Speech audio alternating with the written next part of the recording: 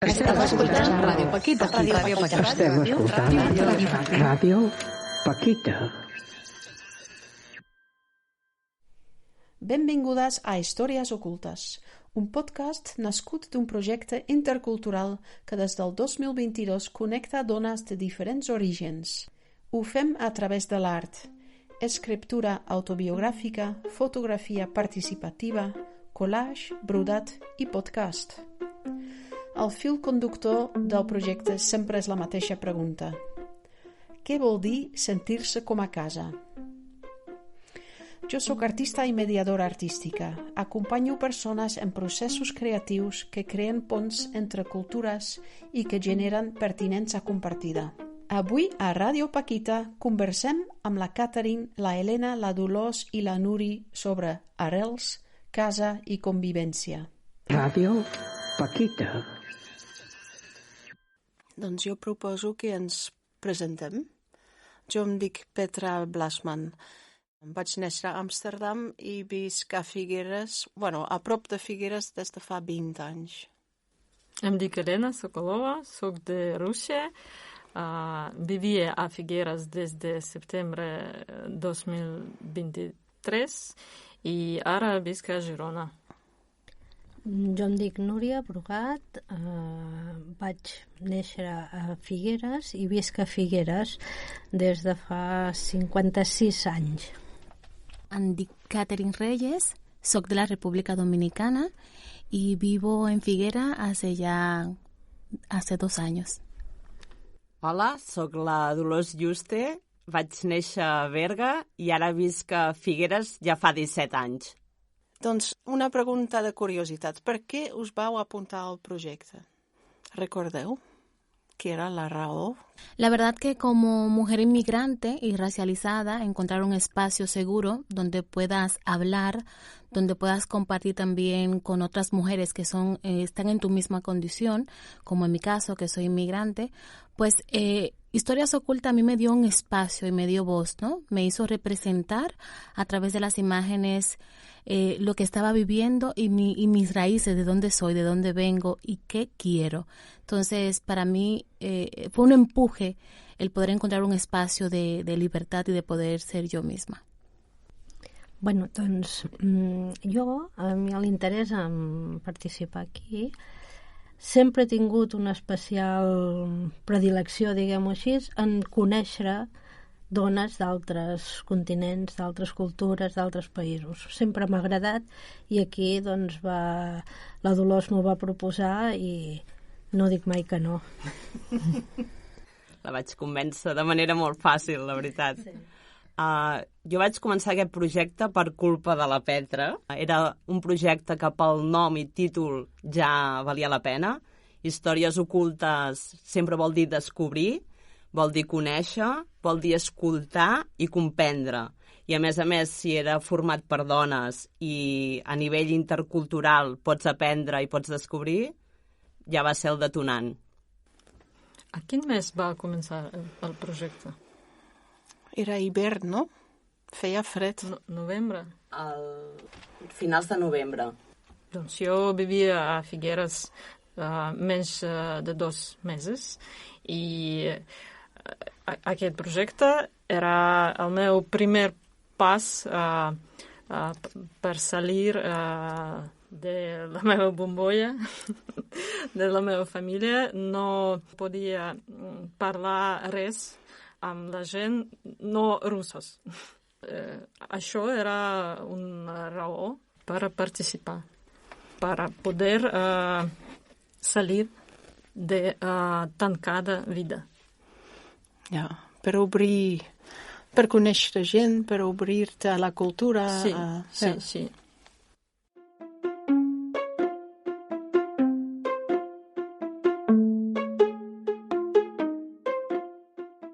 Això podem treballar avui. Arrelar-se, no? Parlar d'experiències que hem tingut en la nostra joventut o infància que tenien a veure amb arrelar-se, sentir-te arrelada, i què fem en la nostra vida actual, adulta, per sentir-nos arrelada. I pensava d'explorar a través d'un joc, primer, perquè arrelar-se és un un verb molt ampli, no? Doncs pot ser que cada una ho entén diferent. I proposo fer una cadena d'associacions i així ramifiquem a partir del verb arrelar-se. Ho explico. Una comença. Jo, per exemple, ara puc començar. I jo dic, arrelar-se per a mi és pertànyer a un lloc. La propera, la Helena, per exemple, ara agafa l'última part de la frase. Ella dirà, pertànyer a un lloc per a mi és... Per a mi és tenir llocs estimats. Per mi, tenir llocs estimats és tenir cura d'aquells espais, protegir-los. Y para mí es tener amor, sentirse protegida, ¿no? Y tener amor, que es fundamental para la vida. Y el amor se tiene que compartir. O sea, que repartimos amor en espacios protegidos. Maco, maco. Ja tenim una branca aquí. Tu vols començar, Helena, amb la propera branca? Començant amb la frase arrelar-se per a mi és... Arrelar-se per a mi és seguretat. Seguretat per la meva persona i per la família i la gent més propera. Y también, volviendo al tema del amor, para mí es sentirse cuidada, sentirse amada y sobre todo tener confianza. I la confiança et dona llibertat. Que bé, hem Per això començat. arrelar-se és llibertat també. Ja. Conclusió. Conclusió, Arrelar-se és llibertat. Ja tenim uns conceptes. Qui vol començar? Vols començar tu, Dolors, amb la frase? Arrelar-se per mi és crear vincles amb persones que coneixes de nou, perquè les altres ja les tens. Per tant, és crear vincles nous. Para mí crear vínculos nuevos es poder sentir que hay colectivos, que no estoy sola. Porque sí que es cierto que hay realidades a nivel de migración, existe el duelo migratorio y muchas veces esos vínculos son como si fuera un colchoncito que tú te puedes acostar y puedes resistir lo que venga porque no estás sola. Per mi, formar part d'un col·lectiu on no estar sola és viure, perquè amb altra gent vius experiències, tens noves sensacions, tens noves coneixences que potser si estàs sol o no tens contactes no vius. Que avui en dia hi ha moltes noves realitats d'arreu del món que fa 40 anys enrere no teníem en aquest país i ara és un país pluricultural i això s'ha de celebrar. Noves experiències. Noves sensacions, noves realitats. Tot això és construir mi mateixa. Per a mi, construir mi mateixa és observar, escoltar, explorar i crear. I ara estem creant algo molt xulo totes juntes. O sigui que ja és un bon punt de partida tot plegat. El projecte Històries Ocultes des de l'Empordà. Cada dia ja són una mica menys ocultes. A veure, qui encara no ha començat? Tu has començat? No, vols començar amb arrelar-se, arraizar-se? Per a mi és... Es multiculturalidad, es la diversidad, ¿no? Hay un autor que no recuerdo su nombre que dice, en la diversidad está la riqueza, ¿no? Y creo que eso te permite pues experimentar, conocer otras realidades, salir de los prejuicios, que antes de comenzar pues el podcast estábamos hablando de eso. Sales de los prejuicios y no ves una persona por los prejuicios que la visten, ¿no? Sino que la ve como tal, ¿no? Como persona. Entonces, para mí es eso, la multiculturalidad. La multiculturalitat és importantíssima conèixer-la perquè precisament pots valorar les persones per qui són, no d'on venen. Al final, l'important és qui ets, no d'on vens. Ser qui ets, per mi és poder ser tot. Poder ser de tot arreu, de fet. Ja. Del món. Del món. Sentir-te del món. Sentir-te del món. però sabeu que tenim una terra comuna. I quan ens alerarem, compartim una terra. Que hem de cuidar entre tots. Sí. Compartir. No has començat? No he començat, però ja he parlat molt. Bueno, pues arrelar-se per a mi és crear un projecte de vida ferm, i si és ferm i està ben arrelat, és segur. I llavors amb la seguretat pots fer, bueno, et pots embrancar amb moltes branques d'aquest arbre, no sé. Això és seguretat també, sí. També és seguretat. A diferència de les meves companyes, jo sóc l'única que no he marxat d'allà on he nascut. M'he arrelat fermament a la terra. No he tingut l'ocasió de viatjar per diferents motius. I la teva família també. I la meva família sempre és... Tothom som de l'Empordà i allà ens hem plantat i allà ens hem quedat. I arrelat. I allà hem arrelat. Per tant, a diferència de les meves companyes, clar, a mi aquest és el projecte. Què tens? Si viatgés pel món, potser no diria això. Com ho diries? Per mi, crear un projecte de vida ferm i segur és fer algo correcto. Estamos buscando la verdad tota la nostra vida. Ja. I fer aquest projecte és estar més a prop a la veritat, potser. Apropar-se a la veritat es contar lo que soy, sintiéndome orgullosa de lo que soy, de mirar hacia atrás y decir, aquí estoy, ¿no? Y lo que he logrado.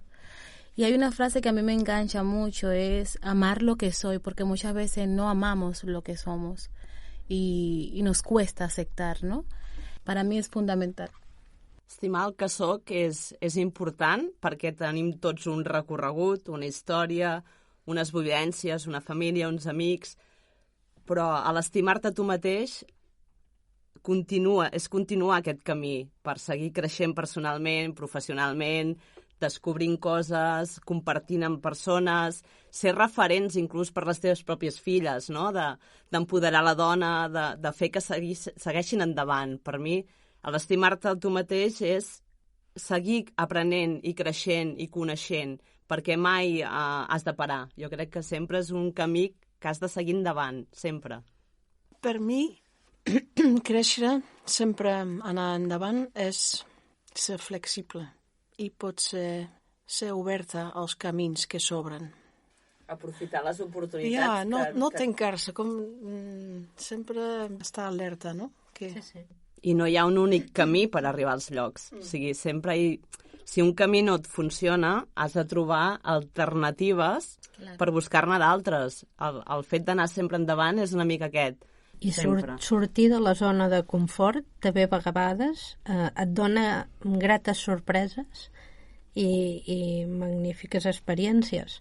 Si estàs sempre allà mateix i amb lo mateix i tancat de la zona de confort perquè estàs molt bé, perds una part que pot ser molt, molt enriquidor personalment. No, en un moment tu entiendes que no estàs bé en tu zona de confort, que ara no és zona de confort. Exacte. I per això tu fes aquest pas. Entenc que has de ser valent també per sortir de la zona de confort, No és fàcil. Si ets valent a sortir, pot ser que t'enriqueixis molt més.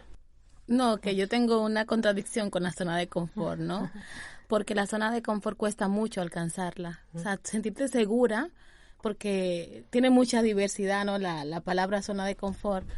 Pero sentirte segura de un espacio cuesta mucho. Lo que me ha costado llegar hasta aquí, que me siento un poco segura, porque la vida en sí no es nada fácil. Entonces, encontrar este espacio, para mí, Historias Ocultas fue una zona de confort, porque fue un espacio seguro, donde me sentía protegida, ¿no? participar en eso. És interessant perquè per a mi el meu primer pas per participar en el projecte era salir de zona de confort. I la veritat és que ara aquest projecte és el meu zona de confort. Exacte. Sí. Que passa que el tema de la zona de confort realment és molt interessant, Claro. perquè són realitats molt diverses. Jo puc sortir de la meva zona de confort per decisió pròpia, perquè tinc curiositat i decideixo anar-me en un altre lloc. En canvi, en el projecte hi ha persones que, de fet, han tingut de sortir per obligació de la seva zona de confort. Llavors, no és la mateixa realitat i no es pot mirar amb els mateixos ulls. Per tant, és molt fàcil dir, surt de la zona de confort quan tu vius en un lloc que estàs tranquil, que estàs ben, que estàs segur. Per tant, no és el mateix, no?, que tingué de marxar al teu país per temes externs a tu, no? Llavors és molt diferent sortir d'aquesta zona. Ni siquiera es en contexto político, social ni cultural, hasta mental, ¿no? Porque hay zona de confort, que hay ideas que uno tiene concebida mentalmente hablando que no te deja avanzar, ¿no? Bueno, una reflexión mía. Molt interessant. Sí, si voleu, faig un resum del que hem dit fins ara sobre arrelar-se. Doncs he apuntat les paraules que han sortit. Pertànyer, pertinença, diversitat, sortir dels prejudicis, llibertat, col·lectius, formar part d'un col·lectiu, experiències noves, noves realitats, ser jo a tot arreu, construir, explorar, crear, compartir terra, cultura, crear un projecte de vida ferm i segur, amar lo que soy.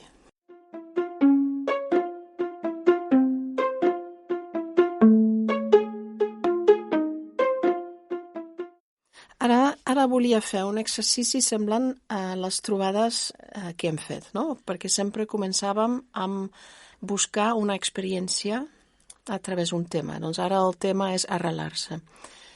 I us volia demanar d'anar enrere a la teva infància o joventut i trobar un moment on et senties molt arrelada. Sentir-te arrelada, doncs, és la teva pròpia definició, eh? Ara tenim moltes.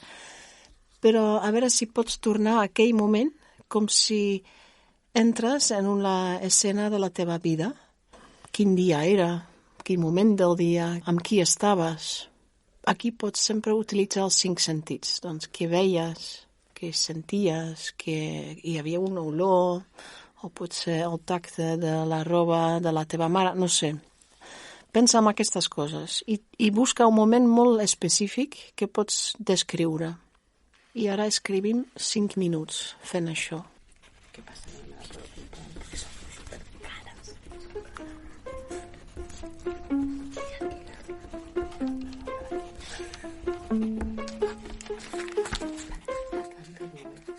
Ja esteu? Ok. Jo proposo que llegim el que hem escrit i ens escoltem. Qui vol començar a llegir la seva història? Catherine. Tenía 12 años.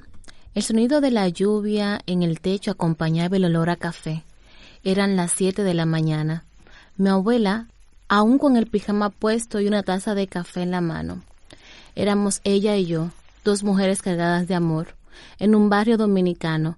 No era seguro, pero en aquella casa me sentía tan segura y tan acompañada. Éramos ella y yo. Jo tinc una pregunta. Com era el carrer fora de la casa? Bueno, era un barrio, una barriada. Era muy folclórica, mucha gente. Además, afuera, piensa que República Dominicana es un país hermoso, pero con mucha delincuencia, ¿no? Y sentirme segura en una casa que en teoría no era segura, pero el hecho de ella estar me proporcionaba a mí una seguridad porque sabía que ella estaba ahí. Me sentía segura en esa casa. Això era a dins, era un contrast amb fora. Exacto, exacto. Gràcies. A ti. Jo. Jo ho he redactat per llegir, però bueno, farem aviam. És un moment d'arrelament a la terra. Era les 5 del matí, fosc. Sortíem amb el tractor cap al camp. Quan arribàvem al camp, començàvem a veure el sol sortir per l'horitzó vermell, i aquesta experiència, que en aquell moment, adolescent, 10-12 anys, no sé, m'empipava moltíssim, enfadada, malhumorada, però ara me n'adono que he sigut encertament una mica privilegiada d'haver vist aquests colors d'aquesta terra nostra, de l'Empordà, no? Que amb la tramuntana, que té aquests cels tan blaus i aquests colors tan vius, pues, és una experiència d'arrelament molt forta cap a la terra. Jo formo part d'un món rural que totes aquestes tasques que ens varen fer de petits ara els hi dono molt de valor, perquè m'arrelen aquesta terra, m'arrelen al camp, m'arrelen a l'Empordà, no? I jo em sento molt d'allà. I què havies de fer exactament? Quina era la tasca? Pues recollir bales de palla pels animals de la casa. Era una feina feixuga, que hi treballàvem tota la família. Moltes vegades havia de conduir el tractor jo. Mare Déu. Bueno, són experiències que no són rares. Avui en dia tothom les fa. Bueno, tothom del món rural ha tingut un moment o altre. Entenc que la gent de la ciutat potser això se'ls hi escapa, però moltes tasques del camp s'han de fer a primera hora del matí, quan està a la fresca, no es poden fer a les 12 del migdia. Gràcies. Helena. Sí. Durant la meva vida vaig traslladar moltes vegades d'altres llocs, d'un pis a l'altre pis, del meu ciutat natal, sí? Natal a Sant Petersburg. I ara penso que estava arrelada quan era petita, quan tenia 6 anys. La meva família, els meus pares, la meva germana i jo vivíem a Novgorod. És una ciutat petita per Rússia, però molt antiga i molt bonica. I el moment que recordo era un dia de l'estiu, feia sol, jo jugava en futbol pel carrer amb els meus amics. Recordo el soroll de les veus dels nens. Escolto el cruixir del gronxador. Sento la rugositat de la pilota a les mans i penso que estava totalment feliç en aquell moment. No pensava en problemes, guerres i tot això. Llibertat també, no? Llibertat i compartir. Sí. Llibertat i seguretat també. Com es diu la ciutat on vas néixer? Novgorod. Novgorod. És com a New York, com a nova ciutat. Novgorod. Novgorod. Sí. Gràcies. Era jove, era Berguedà. Aquesta és una cançó d'un grup musical que es diu Brahms i que és de la ciutat de Berga. Per què començo amb aquesta frase? Doncs perquè no hi ha res millor en aquest món que anar a la festa de la Patum de Berga. Llavors, el meu moment màgic sempre és el dimecres de Patum, el primer dimecres, la festa comença dimecres i acaba diumenge. Llavors, el dimecres de Patum és que vibres, la ciutat vibra, la gent vibra, tothom està només esperant la festa. Imagineu-vos una plaça molt petita, que es diu plaça de Sant Pere, en la qual no hi cap ni una agulla. Tothom està enganxat, sents a la gent la suor, la respiració... O sigui, és brutal. Llavors, són totes les sensacions en un sol lloc, perquè estàs esperant el primer retoc del tabal, quan fa el primer toc a les 8 en punt de la tarda, comença la festa. Llavors és bullici, és alegria, és tothom, petits, grans, tots junts allà a la plaça, i és emoció, sensacions constants d'això, d'alegria, de música, l'olor de la pólvora, dels petardos, perquè a més hi ha foc, hi ha fum, hi ha molta música, hi ha molt de ball, és la sensació grupal d'alegria. Comparteixes amb els teus amics, amb la teva família. Llavors, és una sensació que jo crec que només la pots viure en llocs en els quals hi ha una tradició i una cultura molt marcada. És que no sé si ha sortit la paraula tradició quan hem fet les frases.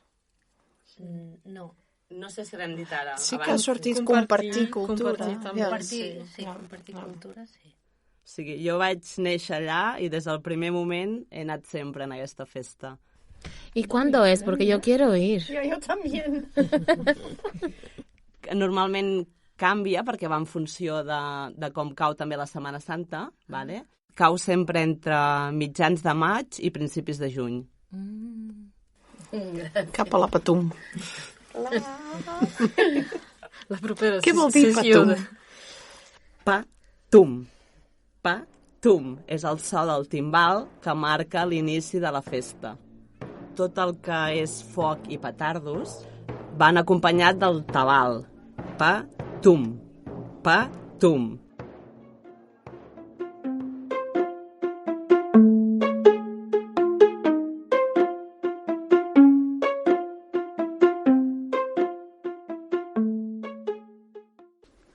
Recordeu que quan vam venir en tren cap aquí ens vam dibuixar com a arbre o planta amb arrels. No oblidarem mai.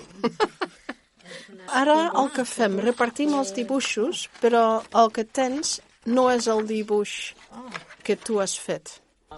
I ara descrivim l'arbre o la planta d'una altra del grup. Qui vol començar? Nuri? Jo? Bueno, aquí tinc la planta que ens ha dibuixat Helena. Està arrelant en un test.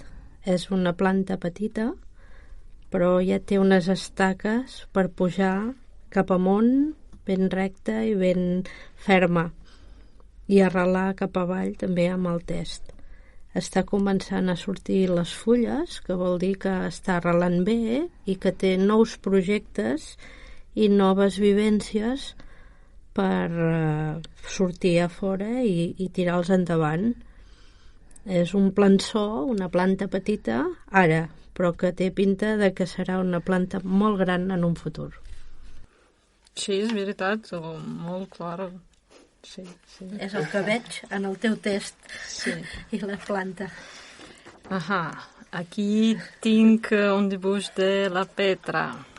És surrealístic perquè aquest arbre té ulls, té orelles, moltes.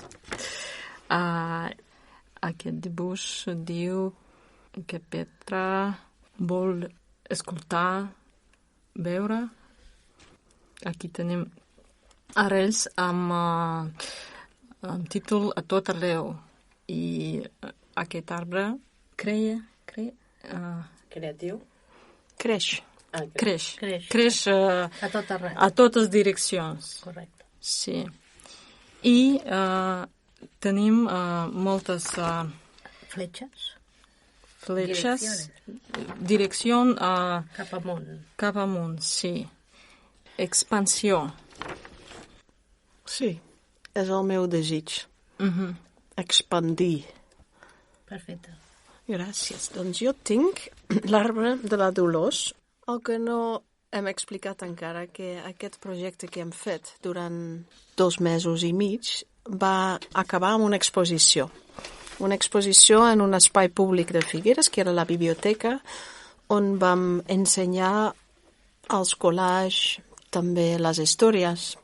I un dels collages de la Dolors, en aquest collage hi havia un arbre de persones.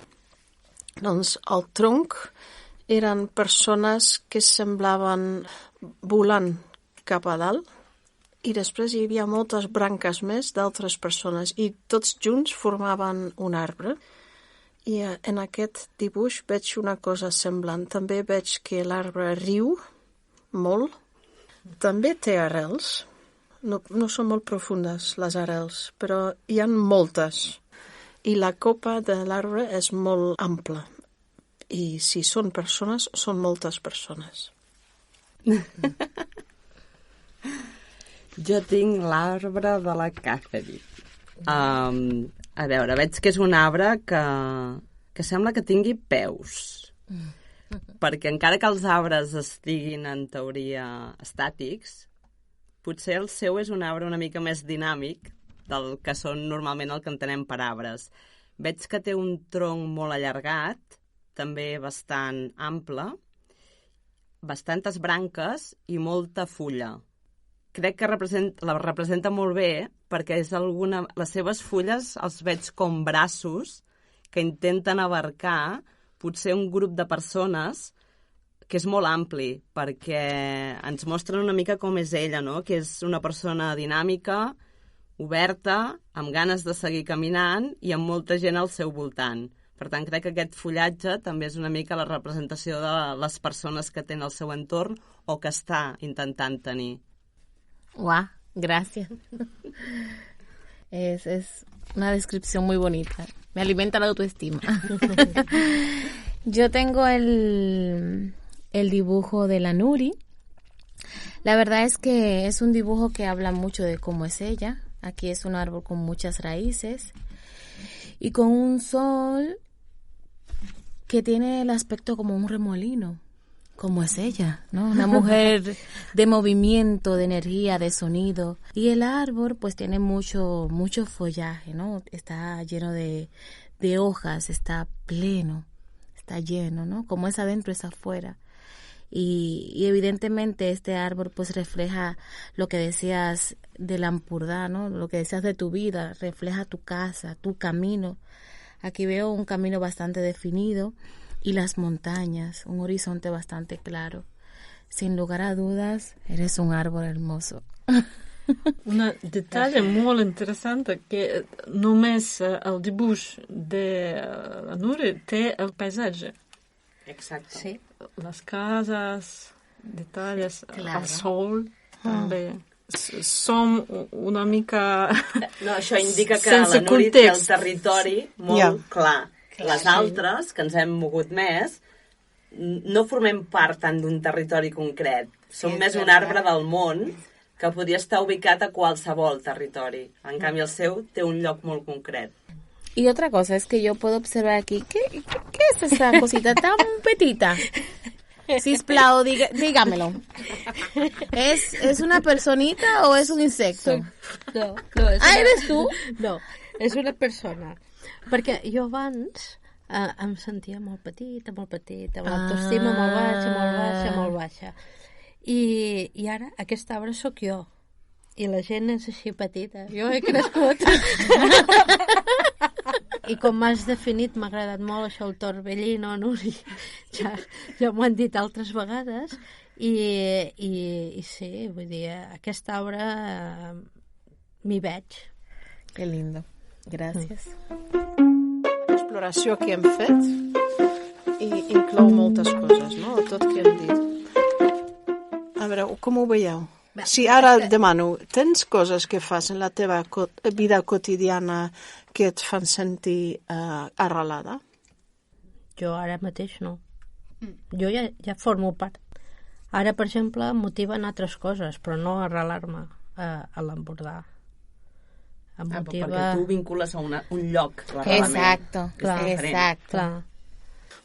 Jo, per exemple, per mi és molt important conèixer gent nova.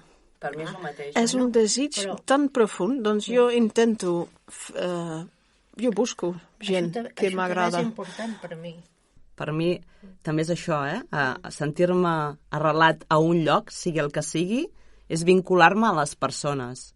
Ahora mateix, que estoy aprendiendo a hablar catalán, una de las cosas que yo antes no lo veía y ahora lo veo es aprender la lengua. ¿Por qué? Porque es distinto. No porque me sienta que aparte, ¿no? Sino porque cuando hablo me siento parte de este espacio, ¿no? En concreto de Figueras, ¿no? Me permite sentir como entiendo, me río de los chistes en catalán, ¿no? Es muy importante. Y también el tema de la casa, ¿no? Que parece algo sencillo, pero yo en mi caso, que me he mudado 10 veces, el tener mi cafetera en mi estufa y mi ropa arreglada en mi sitio con mis plantas, a mí me hace sentir arreglada, porque ya he caminado tanto que de cierta manera eso, bueno, a mí mudanza es como, no, por favor, sisplau, ¿no? O sea, entonces, eso para mí es también sentirme en casa, ¿no? Tener un espacio propio, como dice, un cuarto propio, ¿no? Esa frase. Sí, la lengua para mí es también muchísimo importante. Y 2 lenguas, porque Catherine, tú hablas español, sí. Yo no, tampoco catalán y castellano, y aprendo 2 idiomas ara mateix, i és connectat amb llibertat, perquè em sento arrelada quan entenc, quan parlo. És la primera opció. Per a mi, ara. También, ¿ya terminaste? Sí, sí. El poder participar en las fiestas, en la cultura. O sea, yo porque yo voy a misa, yo tengo que decirles que yo tenía un montón que no iba a la iglesia. Y desde que he arribat a Figuera, pues todos los domingos voy. Y no es tanto que la parte religiosa, muy bien, ¿no? Cada uno con sus creencias. Pero es la parte de conectar con el pueblo de Figuera. Ver los abuelitos llegar, ver a los hijos con sus padres, ver al sacerdote hablando en un catalán diferente, ¿no? El catalán de Vic, el catalán de Figuera. Y es también bonito ver los niños con las cebollitas explotándola el día de la ay, que estábamos allá, ¿no? Con las juntas. Sí, ver los diabla, ver, ¿no? Los conciertos, cantar en catalán, es diferente, ¿no? Para mí en particular es ver otra mirada que en Barcelona capital no lo tenía, ¿no? Porque Barcelona es muy dispersa, ¿no? Y eso a mí me ha dado una mirada distinta. Ahora en este momento estoy viendo la cultura desde otro lugar. Per a mi també arrelar-se és tenir coses que fer a la ciutat, no només a casa. Descobrir espais, no? On pots compartir, on pots fer. Sí, i conèixer millor la cultura i la ciutat i la gent. Exacte, i participar d'esdeveniments, no sé, fan una presentació del llibre, doncs a la millor hi vas, i potser hi vas sense cap expectativa, i allà acabes coneixent algú que et trobes de nou, o acabes contactant amb algú que fa temps que no has vist, i això et porta a crear nous contactes. Això és una manera de sentir-te a la nova ciutat on arribes, doncs, a través de les persones.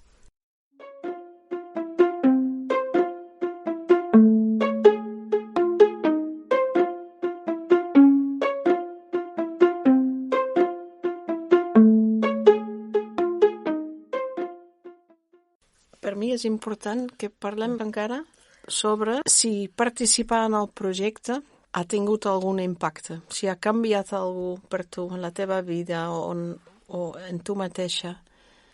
Abans de participar en el projecte, jo sentia com estrany, no necessitava per a altres persones, i jo pensava que endavant hi ha un camí molt, molt difícil i no sé amb quin resultat.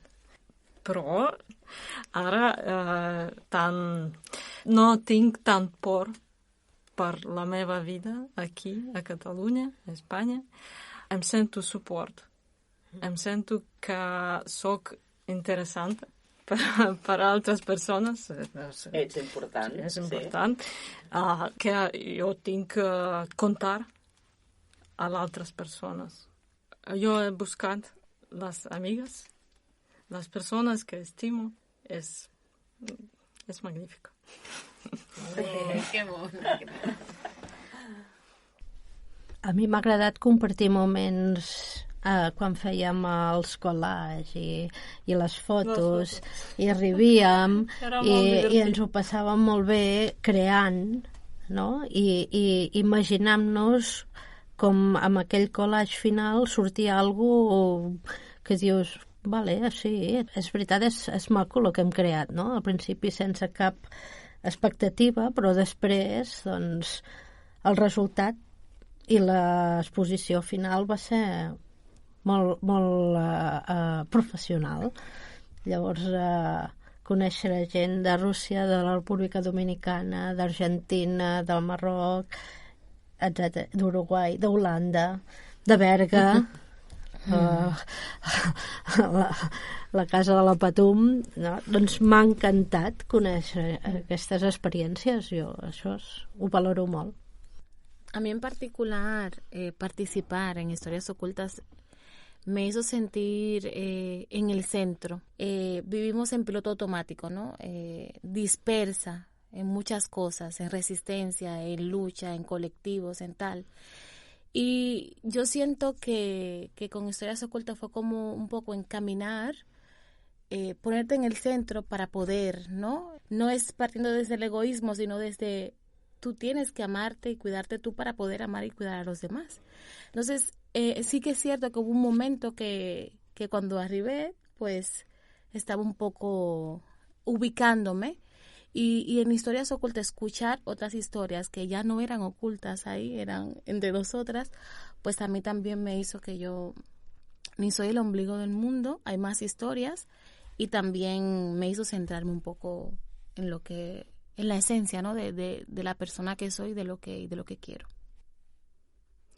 A mi participar del projecte d'Històries Ocultes realment m'ha confirmat, ho tenia bastant clar, però hi ha gent molt interessant a tot el món. Llavors, moltes vegades ens quedem mirant el melic i ens pensem que nosaltres, territori, Catalunya, és la importància això de conèixer gent d'aquí o d'allà o d'on sigui, però realment conèixer això, l'essència de cada un, a través de les històries, perquè tots tenim històries, i el fet de compartir-les, a mi el que m'ha portat és això, a redescobrir o a reafirmar que si no participes d'aquests tipus de projectes o d'altres de similars, t'estàs perdent moltes coses.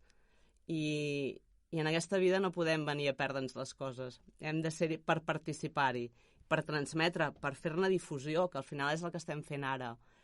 I això, conèixer sobretot persones molt interessants i que ja formen part de la meva vida. Moltíssimes gràcies per tot que hem compartit juntes. Moltes gràcies, Petra, per donar-nos l'oportunitat amb aquest gran projecte de participar-hi i de poder explicar les nostres històries ocultes. Uau!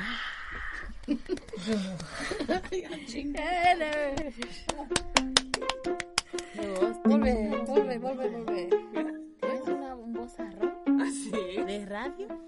Que tiene un vozarrón. Radio Paquita. Esteu escoltant Ràdio Paquita.